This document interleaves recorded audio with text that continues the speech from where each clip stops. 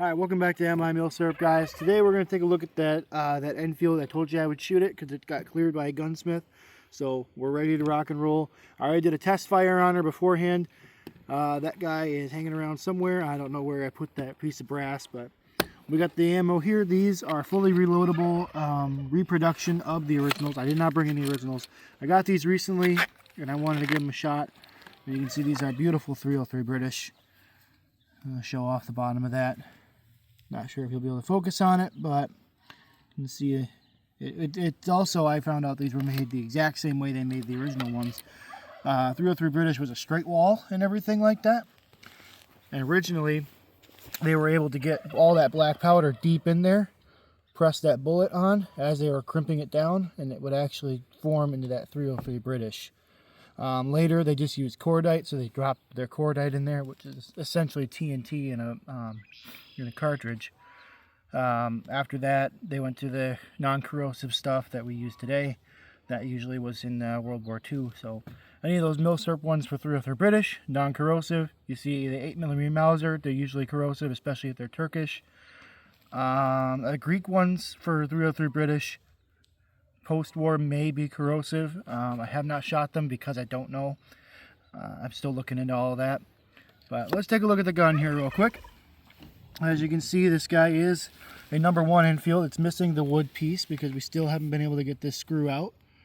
Eventually, I'm probably just going to end up taking this whole guy off of here just so I can get that piece of wood on there and finish this gun up. But I did omit and not worry about this rear sight protector because this is a during the war production rifle. You can see right here all the information you need on it. It's a little beat up right there, but you know, this is a 109-year-old gun. So it is definitely seen the elephant and seen its day. But we did get it cleared, so we're going to give her some shots today. Let's take a look at this wood. You can see this is the original 109-year-old wood. It is beat up. It is old. We'll take a look at the nose cone. This is a new nose cone. I do not have the original one.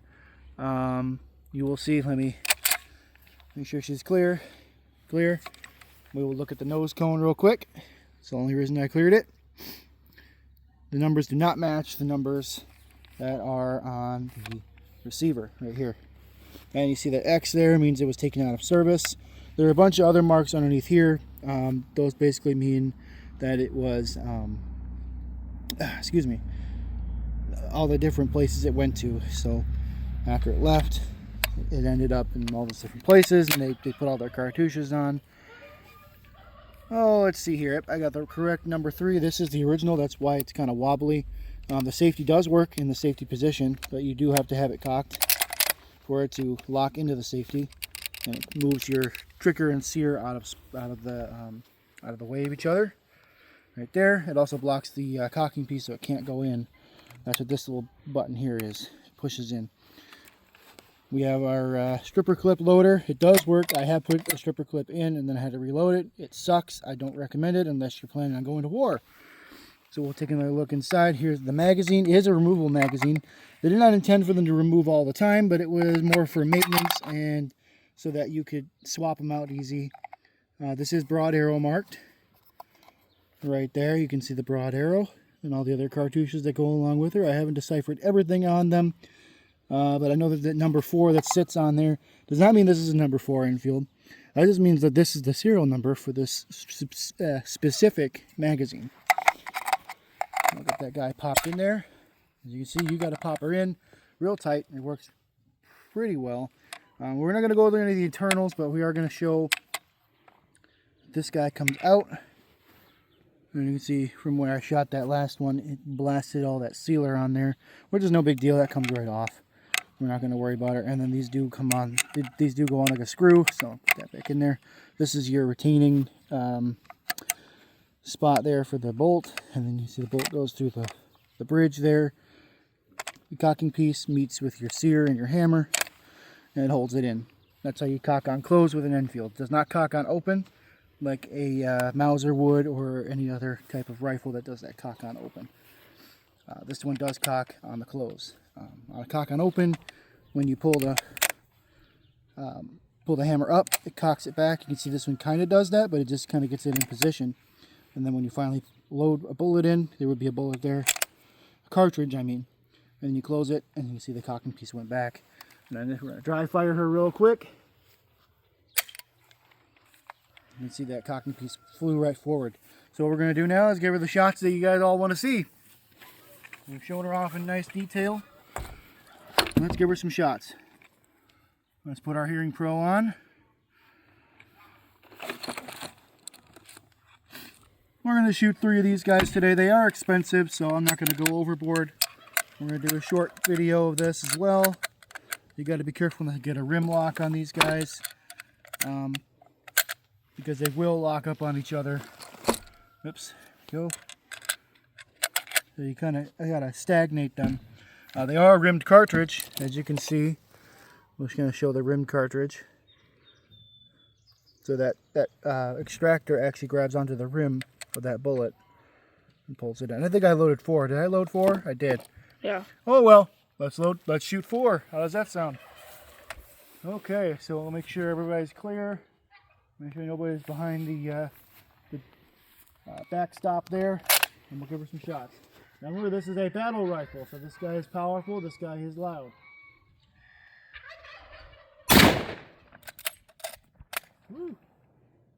I haven't been shot like this in years, decades maybe.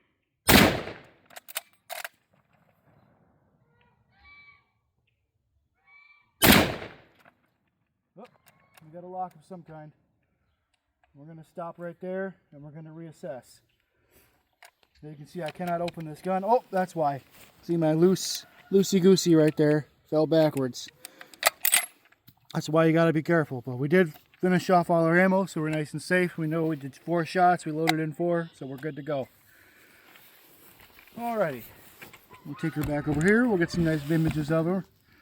You see I had the brass butt plate on there. She's got... I can open her up. Woo! I don't have my keys. I got my wife's keys, so we won't play with that. Try and get her open with a thumb, but I doubt it. Haven't opened it in a while now. Nope. Brass butt plate. Matches the whole rifle. It's supposed to have that.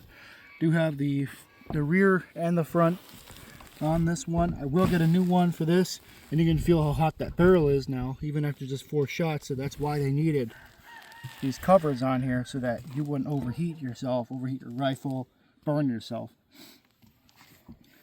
But that's pretty much it for this one, guys. If you liked the video, leave a like, leave a comment down below what you want to see next. If you have any comments or anything pertaining to the rifle, if you have any information that I might be able to find, go ahead and shoot that in the comments as well, or shoot me a message. I'd like to hear from you.